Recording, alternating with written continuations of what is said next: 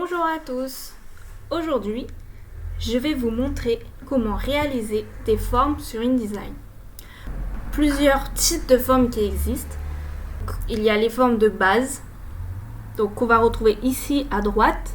Donc on a le petit rectangle avec la petite flèche ici pour la développer. Donc on reste appuyé longtemps, ça développe. Ou alors, il y a d'autres formes un peu cachées qu'on peut faire avec ces outils. Donc pour faire par exemple un rectangle, je sélectionne mon outil rectangle, je le trace. Donc là, ça sera un rectangle de la taille qu'on veut. Donc soit on le dessine ici, on lâche. Ensuite, par mes outils qui sont en haut, je peux décider donc sa position. Voilà, le positionner où je le souhaite. Et ici, je peux réajuster sa hauteur et sa largeur. Donc le L largeur, le H hauteur. Donc les valeurs sont toujours en millimètres, mais si par exemple vous voulez en centimètres ou en pouces, vous pouvez taper par exemple 1200 pouces, je ne sais pas à quoi ça équivaut. Voilà, ça les convertit automatiquement en millimètres. Donc vous pouvez écrire du coup la dimension que vous voulez en écrivant derrière la valeur. Donc là par exemple, il n'y a pas de fond, il n'y a pas de contour, donc si on part son document, on ne voit pas la forme. Donc pour afficher le document comme je viens de faire, c'est majuscule W ou W pour enlever tous les contours, tous les repères. Donc ici, on peut ajouter une couleur, donc par exemple, je le veux rose. Et ici, c'est la couleur du contour. Je vais le mettre dans une couleur qui tranche bien pour qu'on le voie bien. Et ici, je peux choisir son épaisseur, le contour. Donc par exemple 2 points. Et ici, je peux choisir quel type de contour je souhaite. Donc en zoomant, on va voir un peu plus de détails. Donc ici, ça fait légèrement fermeture éclair, des petits traits, des pointillés, des losanges, des petites vagues, double trait, plus ou moins épais, triple trait. Voilà, je peux choisir ce que je veux. Maintenant, pour réaliser un carré parfait, je sélectionne mon outil rectangle, j'appuie sur la touche majuscule de mon clavier et je trace le carré. Dans ce cas-là, il sera parfait. Par contre, attention, si je modifie la taille de mon carré par là, si je n'en bouge qu'un, donc là, ça me bouge que la largeur. Pour que ça me modifie les deux, que ça garde ses proportions en haut, largeur et en hauteur, cette case doit être verrouillée. Et là, ça m'augmente les deux. Exactement pareil pour le rectangle. Si la case n'est pas verrouillée, ça en diminue que qu'un. Et si la case est verrouillée, ça m'augmente les deux proportionnellement. Maintenant pour les cercles, cela fonctionne exactement pareil. Pour les afficher, je reste appuyé longtemps sur l'outil rectangle, j'affiche l'ellipse, je peux soit faire des losanges, soit appuyer sur la touche majuscule et faire un rond parfait. Après, tout fonctionne exactement de la même manière. Si ici c'est verrouillé, ou pas verrouillé, on peut modifier les tailles. Ici les couleurs. Par contre, je voudrais le faire violet. Ici, je n'ai pas de violet. Donc pour mettre le violet, je vais dans la barre de droite de mon document et je choisis l'outil palette. Dans l'outil palette, je double-clique ici et je peux soit aller choisir la couleur que je veux ici ou rentrer le code TSL, le code LAB, le RVB, le CMJN. Ok, elle s'applique. Je peux faire pareil pour le contour. Un contour vert fluo. Je souhaite que ce soit un trait continu et qu'il fasse 4 points.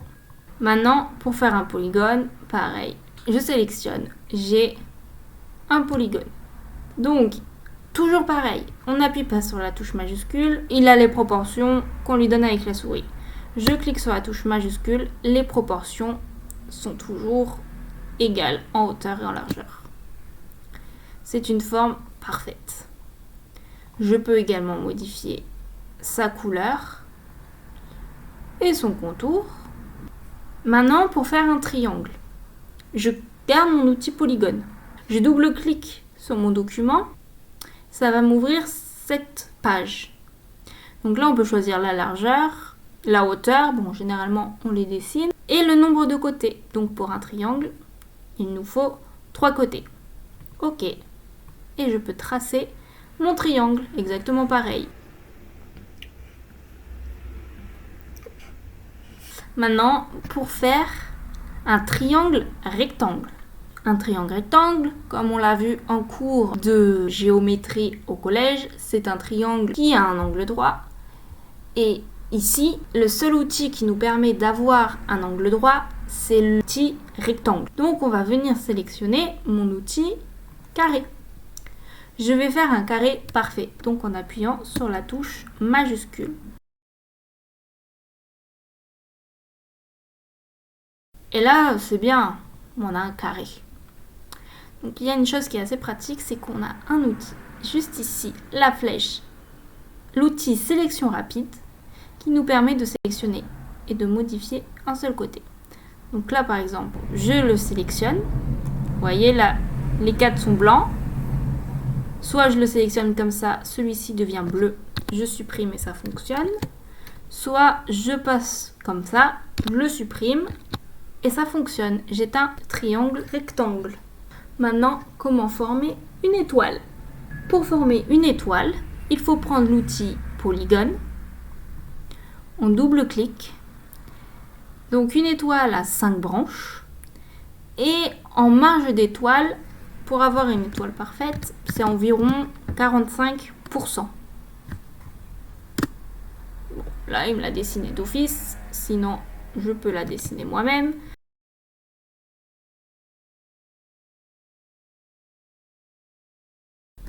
Maintenant, nous allons voir comment modifier les contours de notre forme, autre que juste modifier la couleur.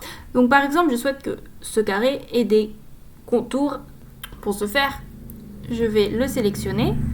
Donc moi, pour bien montrer la différence, je le duplique. Donc pour le dupliquer, comme je viens de le faire, je clique sur la touche Alt de mon clavier, puis je sélectionne la forme. D'ailleurs, vous voyez que là, ma souris, elle est noire classique. J'appuie sur Alt. Si je me déplace sur un objet et que je le sélectionne, j'ai une petite flèche blanche qui se trouve juste à côté, au lieu d'avoir le petit rectangle bleu. Donc, je le duplique, je le sélectionne, je vais à droite de mon écran sur la fenêtre contour. Et là, je peux voir que je peux avoir différents contours.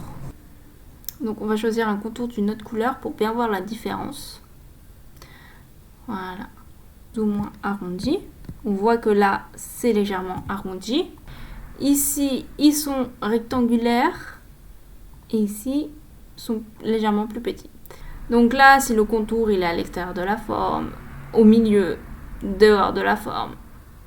Bien sûr, on peut choisir notre type de contour. On peut choisir une couleur entre les espaces.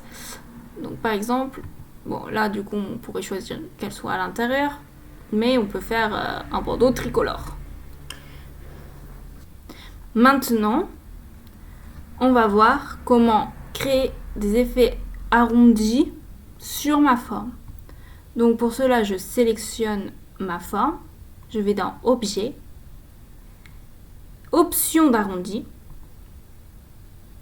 Et là, j'ai une fenêtre qui s'affiche. Donc, je sélectionne toujours aperçu pour voir. Je me déplace légèrement pour voir ma forme. Et je peux choisir l'arrondi pour un coin. Donc ici, c'est quel coin est sélectionné. Donc, on voit que j'ai plusieurs arrondis. Je peux choisir fantaisie, biseau, marge, marge inversée et arrondi vers l'extérieur. Là, je peux faire une croix. Voilà comment faire une croix sur InDesign. Et fantaisie, on peut créer une petite mosaïque. On peut également donner des effets à nos formes, tout comme nos photos qu'on voit dans une vidéo précédente. Pour cela, je sélectionne ma forme. Je retourne dans Objet. Et juste au-dessus de Option d'arrondi, j'ai Effet. Et là, je peux choisir transparent, satin, nuance. Donc bon, la transparence, je peux la choisir ici. Sinon, j'ai la fenêtre qui s'affiche. Toujours mon aperçu, toujours.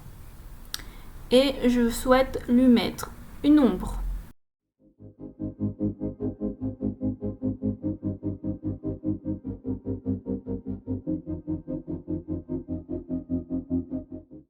Et voilà comment donner une ombre.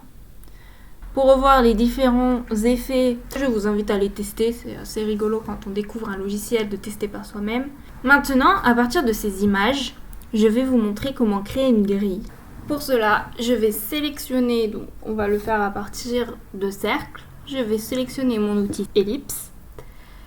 Je vais cliquer sur la touche majuscule pour avoir un cercle parfait.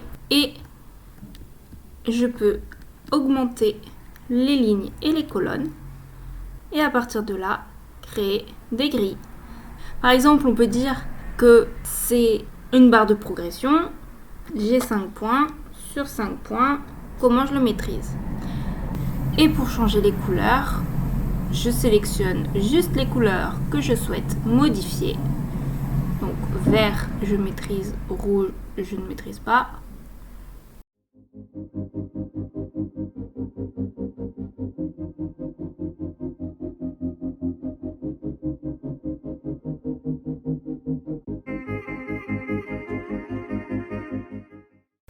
Dernière forme préenregistrée, si je peux dire, sur InDesign, c'est comment créer des flèches.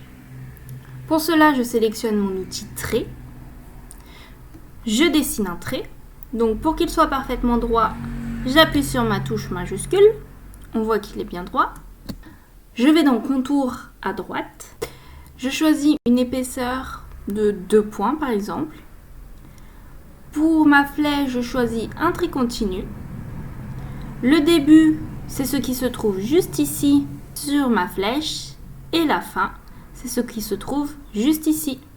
Je sélectionne, je peux avoir juste une barre, un carré plein ou un carré vide, un cercle plein, un cercle vide, une flèche incurvée, une flèche cannelée, un triangle large, un triangle, un simple large ou une simple. Donc par exemple ici je souhaite un carré vide et à la fin je souhaite un incurvé. Dernière chose, je vais vous montrer comment créer des formes libres. Pour créer une forme libre, je vais sélectionner mon outil plume qui se trouve juste ici. Je le sélectionne et en tirant des traits ou en ajoutant des points, je vais pouvoir créer une forme. On voit qu'au fur et à mesure, elle se remplit. Donc, tout comme les autres formes, je peux modifier sa couleur et son contour. Et par exemple, ce point-là n'est pas bien placé. Grâce aux points que j'ai placés, qui sont des repères, je peux le sélectionner et le bouger. Pour le sélectionner, je prends mon outil de sélection rapide. Je sélectionne ce point, donc je vais zoomer. On voit que tous les points sont blancs. Je le sélectionne, il devient bleu. Et je peux le modifier. Je peux également rajouter des points. En restant appuyé sur mon outil plume, je prends ajouter un point d'ancrage et j'en rajoute par exemple un qui part de ce trait. Je le sélectionne et je le fais venir ici. Voilà comment créer cette propre forme. Donc si vous êtes assez doué en dessin, je vous invite à faire un cœur et à me l'envoyer. J'espère que cette vidéo vous a plu et on se retrouve bientôt pour d'autres vidéos.